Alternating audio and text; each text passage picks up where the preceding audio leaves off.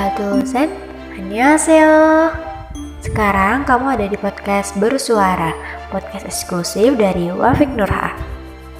Halo, selamat ya teman-temanku yang udah bergabung di maba.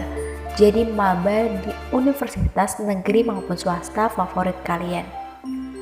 Semoga kata-kataku kali ini, ideku kali ini bisa menjadi motivasi untuk terutama bagi adik-adikku dan juga teman-temanku yang memilih untuk gap year. Kalian keren walaupun belum waktunya.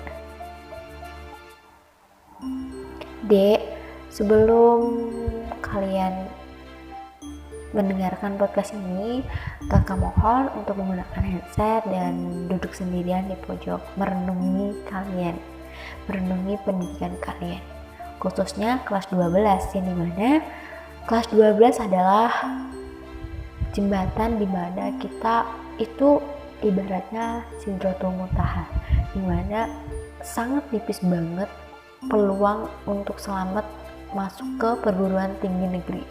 Aku tahu Sidratul Muntaha gak mungkin bisa dibandingkan, cuman bayangin aja dulu,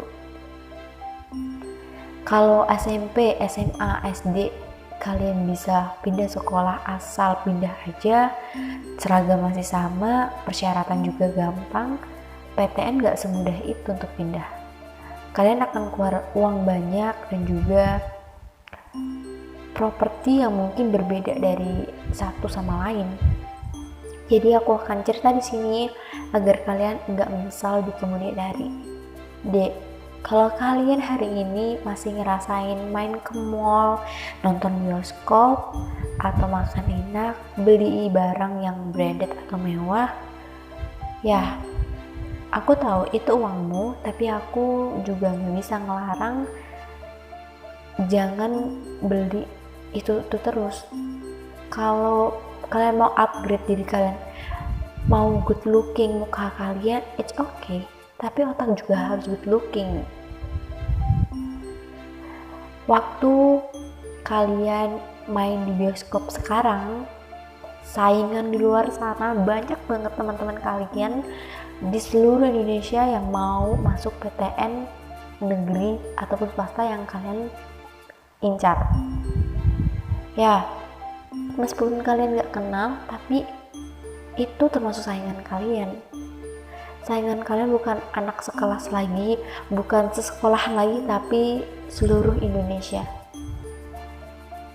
Aku dulu di usia kalian, saat kalian waktu ini lagi nonton bioskop, makan di kafe, nongkrong, atau bahkan main sama pacar kalian, ngegaloin pacar kalian yang gak penting itu dan gak berfaedah sama sekali. Waktu itu aku mungkin udah mulai start dari awal.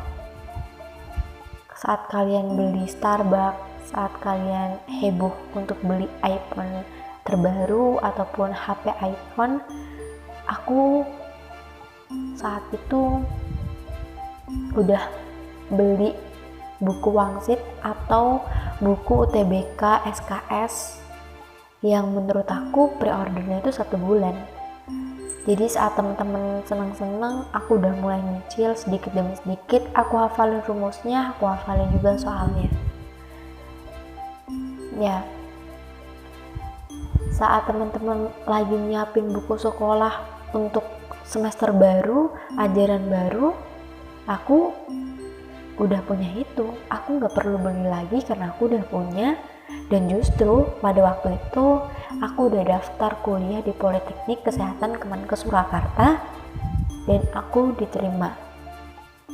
Tapi sayangnya bukan di prodi yang aku mau, karena harus ada prodi yang utama dan juga cadangan. Dan aku coba lagi di jalur yang berbeda, di tempat yang sama, dan ternyata aku juga masih diterima di tempat yang sama, prodi yang sama sebelumnya. Akhirnya aku lepas itu semua, masuk eligible, oh nilai, wah keren ya masuk eligible, SNM termasuk siswa yang pandai. Enggak semua siswa eligible itu pandai, justru mereka yang nilainya itu naik turun bisa aja masuk eligible, bahkan diterima di PTN favorit mereka. Karena apa? Mereka sadar diri, sadar nilai. nilai segitu, nilai 82 mau jadi apa? Salah satu guru pernah bilang kayak gitu. Dan waktu itu insecure parah, dan saat itu aku kurang cari informasi tentang kuliah-kuliah yang punya jurusan yang seminat sama aku, dan hasil aku gagal. Kemudian SNMPTN aku juga gagal di Politeknik Semarang, kemudian di UTBK ternyata aku juga gagal. Tapi aku masih punya plan yang lain. Orang yang mulai start dari awal aja masih gagal, apalagi orang yang mulai startnya di akhir, otomatis diskualifikasi. Tapi nggak ada salahnya untuk telat daripada nggak mulai sama sekali. Dan banyak orang bilang, kamu sama dia pinter kamu, tapi kenapa dia yang diterima di PTN favorit dia, bahkan negeri?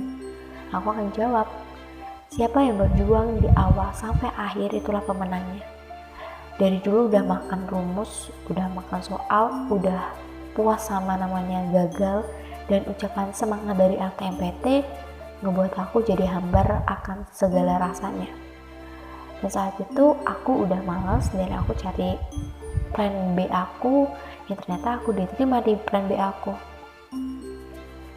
Dan alhasil ternyata aku cuma berhenti sampai di plan B aku, gak mau coba lagi, karena menurut aku ya udahlah, kayaknya passion aku udah cukup sampai sini.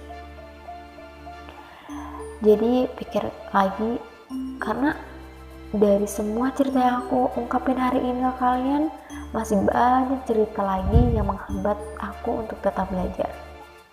Kalau diceritain bakalan lama, panjang, dan juga nyakitin. Jadi pesanku, mulai sekarang coba deh sadar, ayo belajar, kerjain tugasnya secepat apapun itu. Selesai kamu istirahat, enggak ada istirahat, kamu boleh tidur 15 menit, kamu mulai lagi. Karena apa? Waktu adalah uang, waktu adalah pedang. Manfaatkanlah waktumu itu, karena 10 menit dimulai dari sekarang, apa yang kamu lakukan akan berharga di 10 tahun ke depan.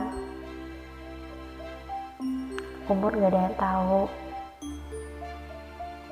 Justru musuh kalian bukan saingan kalian di luar sana, tapi umur orang tua kalian. Jadi semangat belajarnya, jangan sampai kalian ngerasain hal yang sama. Jangan sampai kalian ngerasain kalau ditanya kamu kuliah di mana, kalian akan bingung jawabnya karena semua pengumuman belum muncul, dan ternyata di akhir cerita kamu gagal di semuanya.